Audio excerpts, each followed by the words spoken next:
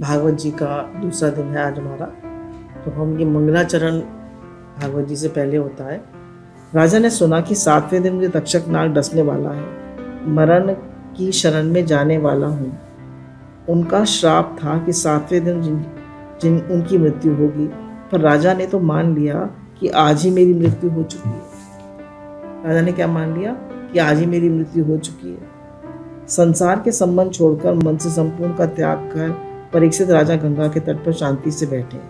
वक्ता शुभदेव जी का आदर्श जीवन में ग्रहण करके जब कथा कहते हैं और श्रोता परीक्षित महाराज के सदृश कथा सुनते हैं, तब कथा में अद्भुत शक्ति आती है। बोले वक्ता जो शुभदेव मुनि जैसा हो और सुनने वाला राजा परीक्षित जैसा हो, बिल्कुल पूर्ण वैराग हो, तो बोले तब कथा का फल मिलता है। तब वो आता है, विमान आता है लेट। जब वक्ता श्रोता योग होते हैं तब 7 दिन बहुत होते हैं। दीपक है, घी है, बाती है, दिया सलाई है, सब कुछ तो तैयार है। तब दीपक जलाने में कितनी देर है? अरे सदगुरु और सचचित के लिए 7 दिन तो बहुत है। सदगुरु काबिल और गुरु और शिष्य आमिल, तो प्रभु है शामिल, है ना।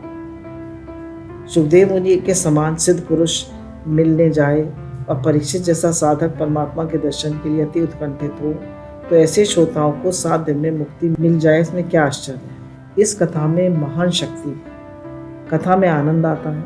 अब जितने समय तक कथा सुनते हैं उतने समय तक मुक्ति के समान आनंद मिलता है। लेकिन इस कथा में इतना आनंद है कि जब कथा आप सुनते हैं तो कथा में वैसे ही आनंद मिलता है जैसे मुक्ति में मिलता है। मंडप के बाहर जो होंगे उनको भले ही होली के सदृश अग्नि ज्वाला की जलन की अनुभूति होती हो, पर जो मंडप में बैठे हैं वे शांति से परमात्मा के नाम का जप करते हुए कथा सुनते रहें, तो उन्हें मुक्ति के सदृश ही आनंद प्राप्त होगा। भागवत की कथा ऐसी नहीं होकर कहती कि मृत्यु से ही मुक्ति होगी। भागवत की कथा वक्ता विवेक से कहते हो, श्रोता सजग होकर सुनते हो, तथा जितने समय तक कथा होती रहे उतने समय तक संसार को भुला दिया जाए, तो इस प्रकार थोड़े भी आनंद मिले तो सार्थक। यानी जप करते हुए बहुत ध्यान से कथा सुने, जगत का स्मरण ना करें, तो उस कथा में आनंद मिलता है। कथा की समाप्ति के बाद वायुयान नहीं आता तो ये अच्छा ही है। जिसके मन में विकार वासना भरी हुई है उसके लिए वायुयान नहीं आता, और शायद वायुयान के आने पर ऐसे व्यक्ति बैठने के लिए तैयार नहीं होगा।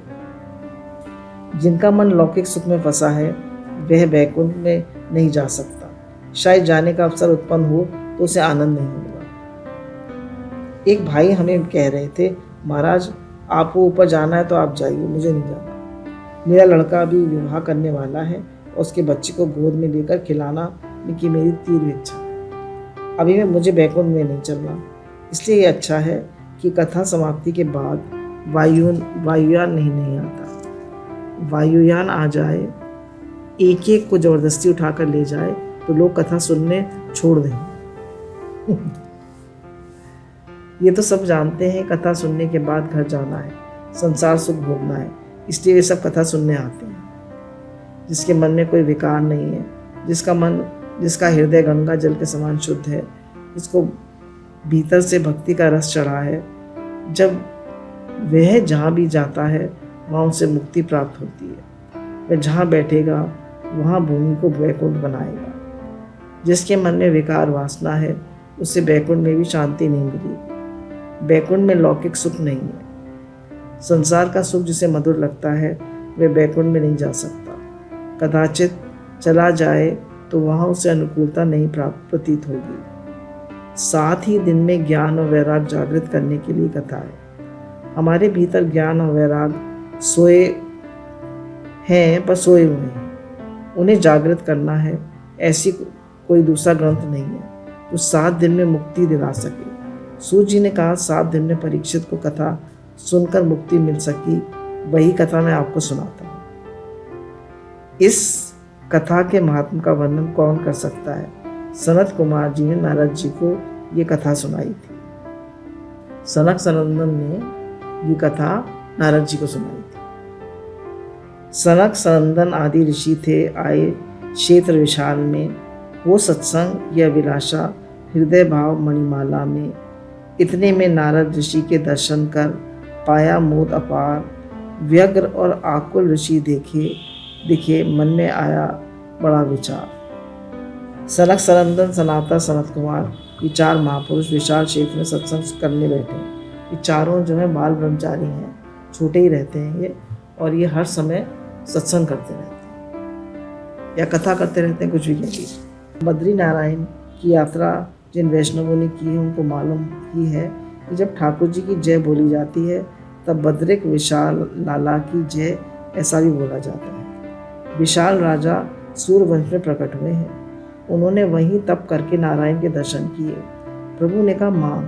तब राजा ने कहा महाराज आपके दर्शन लाभ के बाद क्या मांगू? विशाल राजा ने कहा, सेवा प्रभु ने पूछा मांग। कहा अब आपके दर्शनों का क्या मांगू?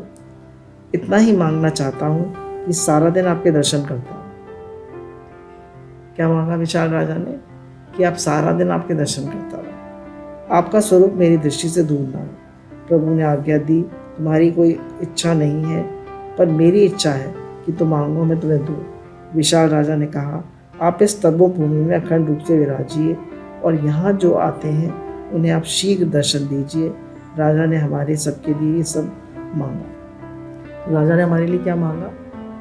बद्रिक अरण्य में या बद्रिक आश्रम में आप विराजिए और जो यहाँ आए उसको आप शीघ्र दर्शन दीजिए। चलिए हम सब लोग बद्रीनाथ चलते हैं। कह रहे हैं वहाँ भक्ति मिलेगी और भगवान जल्दी दर्शन देंगे। जिसका मन विशाल है उसका हृदय भी विशाल होता है। कई लोगों के पास विशाल बंगला होता है पर मन विशाल नहीं होता। प्रभु किसी का मकान नहीं देखते, प्रभु हृदय देखते हैं। जिसका मन विशाल है उसको किसी सुख के भोग की लालसा नहीं होती।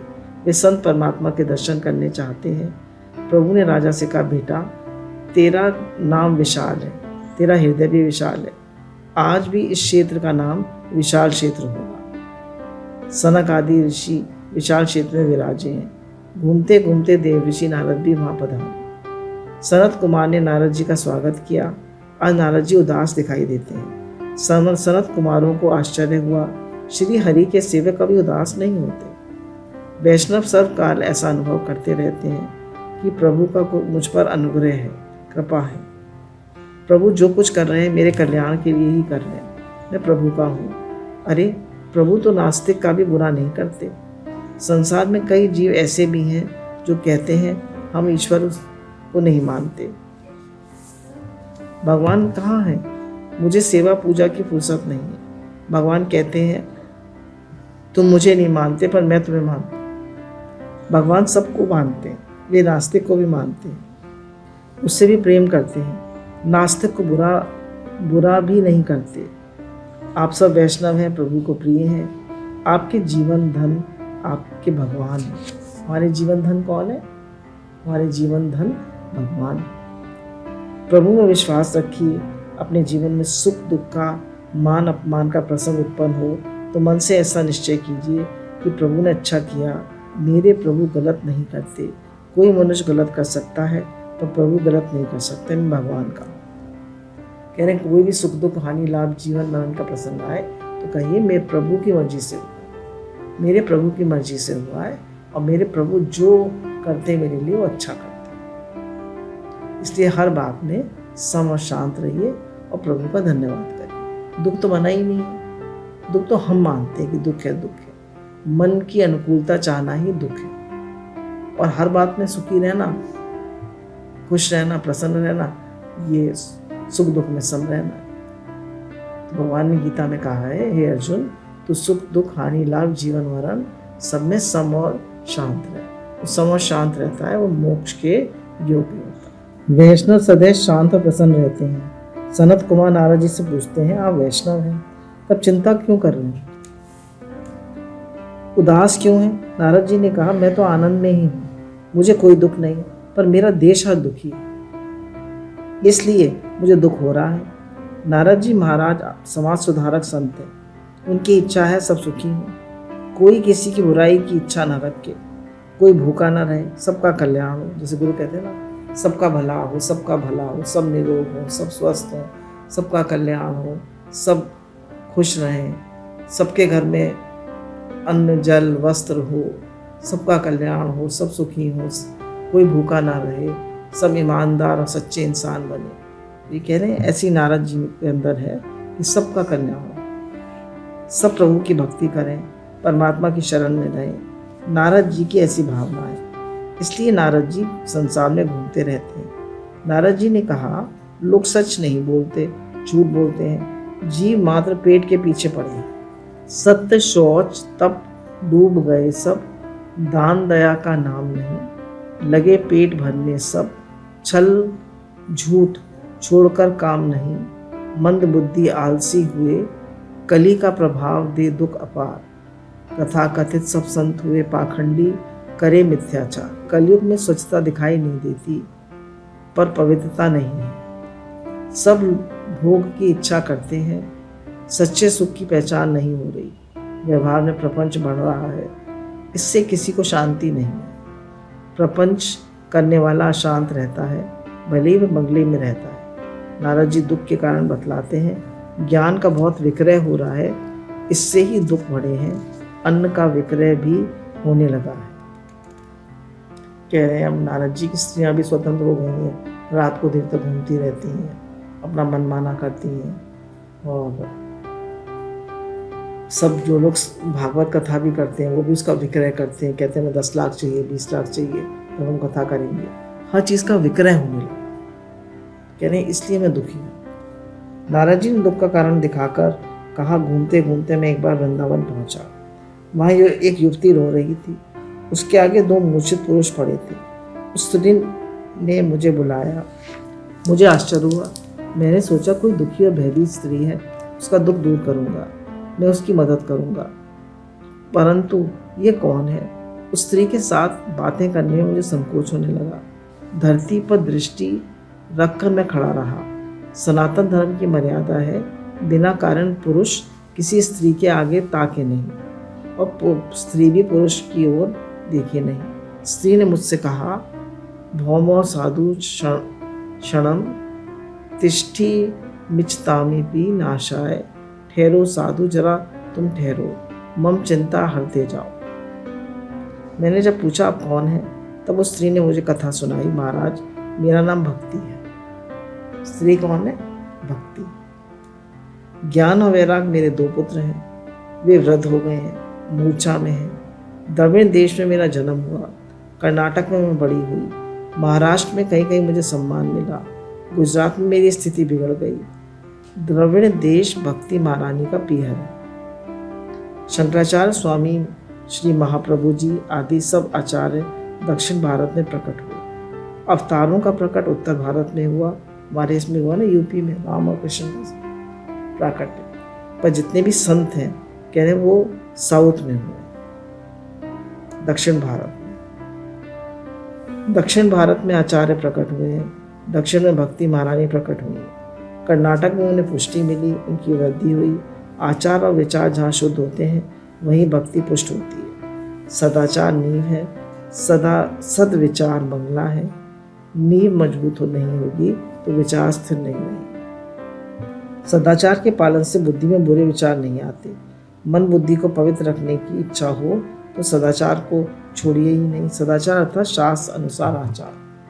सदाचार क्या होता है? शास्त्र अनुसार आचार। आपका आचरण शास्त्र के अनुकूल है। क्या करना है क्या नहीं करना है ऐसे मन से मत पूछिए, शास्त्र से पूछिए। जब से परदेशी लोगों से संबंध बढ़ा है तब से सदाचार नहीं रहा। हमारा भारत देश ऋषियों का देश है। आपका जन्म किसी ऋषि देश में वंश में हुआ है। परदेश की नकल मत कीजिए। आजकल लड़कियां जीन्स और टॉप पहन के घूमती हैं, वो छोटे छोटे टॉप, टाइट जीन्स, और मतलब सब कुछ गड़बड़ हो गया। कह रहे हमारा ऋषियों का देश है, पश्चिमी सभ्यता को मत अपनाइए। जहाँ सदाचार नहीं वहाँ सदविचार स्थिर नहीं होता। आचार विचार दोनों जहाँ शुद्ध होते हैं वहीं भक्ति पुष्ट होती है। कह रहे हैं जहाँ आचार विचार दोनों पुष्ट होते हैं वहीं भक्ति स्थिर होती है। भक्ति महारानी कहती हैं, गुजरात में तो मैं जीर्ण हुई, साथ ही कलयुग में मेरी स्थिति बिगड़ गई। जीवन में भोग प्रधान बना, काम सुख प्रमुख हुआ, शरीर सुख मुख्य माना गया, जीवन अर्थ प्रधान और काम प्रधान बन गया। भक्ति महारानी को नारद जी ने आश्वासन देते हैं, मैं आपका उपाय सोच रहा हूँ। भक्ति महारानी दुखी हैं और कहती है, मेरे 2 पुत्र हैं, ज्ञान और वैराग, ये दोनों जो है बुढ़े हैं, और जो भक्ति महारानी है वो एकदम जवान। उनके 2 पुत्र हैं, ज्ञान और वैराग, वो दोनों बुढ़े हो गए। ज्ञान और वैराग की किसी को जरूरत प्रतीत नहीं होती। कोई शांति से सोचता ही नहीं कि मैं कौन हूँ, मैं क्यों जी रहा हूँ, मुझे कहाँ जाना है। कलयुग के लोग ज्ञान वैराग की उपेक्षा कर रहे हैं, इससे ज्ञान वैराग मूर्छित है। भक्ति कहती है कि वृंदावन में आकर मैं पुनः नवनिवृत्ति हो गई हूँ, पर मेरे ये दोनों पुत्र मूर्छा में, मेरे दोनों पुत्र जो हैं ये मूर्छा में। भक्ति महाराज जी को नारद जी ने आश्वासन देते हैं, मैं उसका उपाय सोच रहा हूँ, आपके लिए मैं यत्न करूँगा। ज्ञान वैराग के साथ मैं भी भक्ति को जगाऊंगा, भक्ति का प्रचार करूँगा। नारद जी ज्ञान वैराग को जागृत करने का प्रयत्न करते हैं, वेदों के अनेक पारायण करते हैं, वेद पढ़ते हैं उनके सामने, गीता का पाठ करते हैं। ज्ञान वैराग प्रत्येक के भीतर है, ज्ञान और वैराग हम सबके अंदर है। प्रत्येक के भीतर भक्ति के बीज पड़े हुए हैं। इस संसार में कोई अभक्त नहीं है। जो ऐसा कहते हैं मैं नास्तिक हूँ, ईश्वर में मेरी श्रद्धा नहीं है, वे भी भक्त हैं। कह रहे भक्ति, ज्ञान वैराग और भक्ति सबके अंदर बीज रूप में पड़ी है। जैसे पृथ्वी में जल है हर जगह, पर उसकी खुदाई करके उसको निकालना पड़ता है, ऐसी ज्ञान वैराग और भक्ति सबके अंदर है, पर उसको मेहनत करके प्रकट करना। उनके हृदय में भी सूक्ष्म रूप से भक्ति पड़ी है। उन्हें जब दुख होता है तब वे भगवान का स्मरण करते हैं, प्रार्थना करते हैं। प्रत्येक के भीतर भक्ति है, पर भक्ति छिन्न भिन्न हो गई है, ज्ञान वैराग मूर्छित हो गए। हमारे ही जीवन में ये कथा है, कह रहे हमारे ही जीवन की कथा है। वेदांत के अध्ययन से ये पाप भस्म हो जाते हैं, मन निर्मल होता है। यद्यपि वेद का अर्थ शीघ्र समझ में नहीं आता, वेद की भाषा अति कठिन है। कभी कभी ज्ञान वैराग जागृत होते हैं, पर पुनः वे मूर्छित हो जाते हैं। मानव जीवन में कभी कभी ऐसे प्रसंग आते हैं जब ज्ञान वैराग जागृत हो जाते हैं। किसी की अंतिम यात्रा में जाने पर जलती हुई चिता को देखकर कभी ज्ञान वैराग जागते हैं। कलयुग का मनुष्य तो ऐसा हो गया है कि उसे शमशान में भी वैराग जागृत नहीं। कई लोग शमशान में भी चाय मंगवाने लगे। ये नाथ है। शमशान में वैराग जागृत होता है, ऐसे हमारे ग्रंथों में लिखा हुआ है।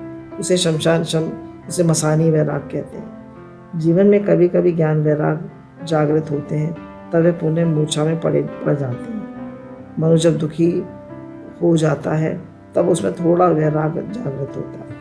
अति दुख में गीता से ज्ञान का स्फुरन होता है और थोड़े से सुख की प्राप्ति के साथ ज्ञान वैराग पुनः मूर्छित हो जाता है। नारद जी ने ज्ञान वैराग को जागृत करने के लिए बहुत प्रयत्न किए, वेदों के अनेक पारायण किए, और उन्हें सफलता ही मिली। तब परमात्मा ने आकाशवाणी के द्वारा नारद जी से कहा, अपनी इच्छा के अनुसार किसी संत से पूछकर उनकी आज्ञा के अनुसार कोई सत्कर्म करो। आकाशवाणी में कोई सत्कर्म करो, तब ये ज्ञान और वैराग जागृत होंगे। साधु संत जो कुछ कहते हैं अनुभव प्राप्त करने के बाद कहते हैं। अनुभव का ज्ञान आपको किसी पुस्तक से नहीं मिल सकता, किसी संत से पूछिए, संत की आज्ञा के अनुसार साधन कीजिए। नारद जी ने सबसे पूछा कि ज्ञान वैराग के साथ भक्ति को जागृत करने का कोई रास्ता दिखाइए, परंतु किसी से कोई मार्गदर्शन नहीं मिला। नारद जी ने बद्रिक आश्रम में सनत कुमार को सारी कथा सुनाकर वही प्रश्न किया। सनत कुमार ने कहा, भागवत की कथा कीजिए, बोलिए भागवत भगवान की जय। उन्होंने कहा भागवत की कथा कीजिए, आपकी इच्छा पूर्ण होगी, ज्ञान वैराग के साथ भक्ति जागृत होगी। ये कथा बहुत मधुर है, इस कथा का श्रवण कीजिए, इससे प्रेम जागृत होता है, संसार में रुचि आ जाती है, पाप भस्म हो जाते हैं, ज्ञान वैराग के साथ वहाँ भक्ति प्रकट होती है। आप भागवत की कथा कीजिए। नारद जी ने कहा, भागवत में वेद का अर्थ भरा हुआ है। मैंने तो वेदों के अनेक पारायण किए हैं, पर कोई परिणाम सामने नहीं आया। सनत कुमारों ने कहा, वेद से ही भागवत निकली है, परंतु भागवत में वेदों से अधिक दिव्य शक्ति है। दूध से घी होता है, जब दूध नहीं होता, घी होता है तो दीपक जलता है। परंतु दो मन दूध होता है तब भी वह नहीं चल सकता। भागवत सब वेदों में है, भागवत सब वेदों का सार भी है। कह रहे भागवत वेदों में है पर वेदों का सार है। वो दो मन दूध से आप दीपक नहीं जला सकते, पर थोड़े से घी से दीपक जला सकते। वेद उपनिषद की भाषा कठिन है। भागवत जी में व्यास जी ने वेदांत के सिद्धांत ही दिए हैं, परंतु कठिन सिद्धांतों को दृष्टांतों के द्वारा रोचक बनाकर व्यास जी ने भागवत की है। भागवत सर्व का सार है। भागवत की कथा ज्ञान, वैराग और भक्ति को बढ़ाने वाली है। सात्विक भाव जागृत करने में भूमि का महत्वपूर्ण योगदान होता है। आप पवित्र गंगा तट पर विराजिए और भागवत की कथा सुनिए। हम लोगों ने भी अपनी भागवत की कथा वृंदावन में की थी ना, तो वृंदावन में करने का अलग महत्व। सनत कुमार नारद जी के साथ गंगा तट पर आनंद घाट पर आए। गृहस्थ के बंगले में कथा हो, किसी साधारण भूमि में कथा हो और गंगा तट की पवित्र भूमि में कथा हो, उसमें बहुत अंतर है। वो सात्विक भूमि में सात्विक भाव फौरन जागृत होता है। आनंद वन ऐसे ही पवित्र भूमि है जहाँ पशु पक्षी वैर भूल जाते हैं। महापुरुष काशी को आनंद वन कहते हैं। गंगा तट पर कथा होती है। सनत कुमार वहाँ पधारे। देवों को, ऋषियों को निमंत्रण भेजा गया। गंगा जी पधारी हैं, यमुना जी पधारी हैं, सरस्वती जी पधारी हैं, बड़े बड़े ऋषि पधारे हैं। कुछ आलस में बैठे रहे, कुछ अभिमान में बैठे रहे। भागवत तो मैंने पढ़ लिया है, मुझे अब सब कुछ मालूम है। मिथ्या गौरव के प्रसाद से जिनको बांधा, भृगु ने उनको बोध दिया, लाकर फिर साधा। ऐसे कुछ जो कथा में नहीं आए, सबके घर जा जाके भृगु ऋषि जाते हैं और उन्हें प्रेरणा देते हैं, आप भागवत की कथा सुनिए। कहते हैं कथा में चलिए, आपको फुर्सत ना हो तो एक आध घंटे के लिए बैठिए, फिर चले आइएगा। भृगु ऋषि ने सोचा मेरी प्रेरणा से भी कथा में आ जाएंगे, कथा सुनेंगे, कथा में प्रभु के नाम का स्मरण करेंगे तो इनका कल्याण होगा, उनके पुण्यों में मेरा भी हिस्सा रहेगा। सबको कथा में लाता है, उसका भी पुण्यों में हिस्सा रहता है।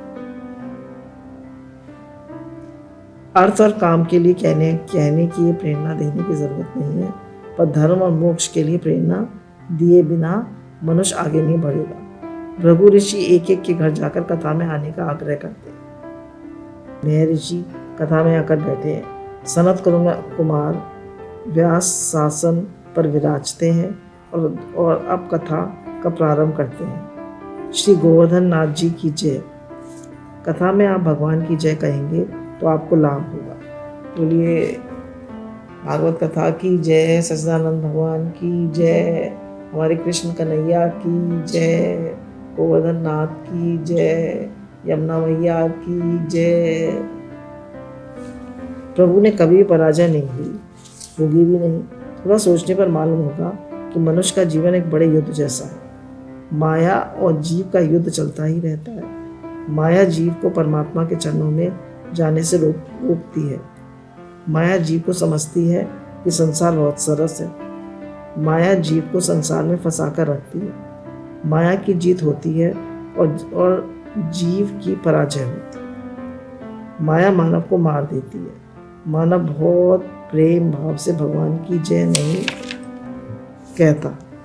प्रेम से भगवान की जय कहने लगे तो मानव की पराजय नहीं होगी। आप अपनी जीत चाहते हैं तो प्रेम से करिए। शंखनाद की ध्वनि छाया जय जय का नाद वहाँ, नमस्कार कर नमिति सभी, लाया सौंदर्य प्रसाद वहाँ। बोलिए हमारे कृष्ण लाला की जय, राधा रानी की जय, सुखदेव मुनि की जय। कथा के प्रारंभ में जय जयकार हुआ। सनत कुमार सावधान करते हैं, वे बतलाते हैं कि कथा अति मधुर है। इस कथा को प्रेम से सुनिए। कान से परमात्मा भीतर आते हैं। आप जिन्हें सुनते हैं वे आपके मन में आते हैं। संसार को सुनेंगे तो संसार मन में आएगा। कह रहे कान के रास्ते भगवान अंदर आते हैं हृदय में, और कान के रास्ते ही संसार आता है हृदय में। हृदय के सर में उतरे सदा, सुखी भरी ये भागवत कथा। सुधर भाव लिए जो जन सुने, हरि बसे उसके हृदय सदा। भक्ति में आँख और कान दो प्रमुख अंग हैं। आँख और कान बिगड़ जाते हैं तब भक्ति में बहुत विघ्न होते हैं। कह रहे प्रमुख अंग कौन है? आँख और कान। आँख भी बिगड़ी गलत दृश्य देखने से, कान बिगड़े गलत सुनने से, तो कह रहे भक्ति नहीं आई है। मन पर खराब वस्तुओं का असर होता है। खराब शब्दों के सुनने के बाद मन खराब हो जाता है। इससे वेद में आज्ञा दी गई है कि कोई खराब शब्द कानों में न जाने पाए और कोई खराब चित्र को दिखाई न दे। ये कथा ऐसी मंगलमय है। कथा श्रवण से परमात्मा श्री कृष्ण कान के द्वारा हमारे हृदय में भीतर आते हैं। प्रभु का प्रवेश आंखों द्वारा, कानों के द्वारा हृदय में होता है। कहाँ से प्रवेश होता है? आंखों से और कानों से।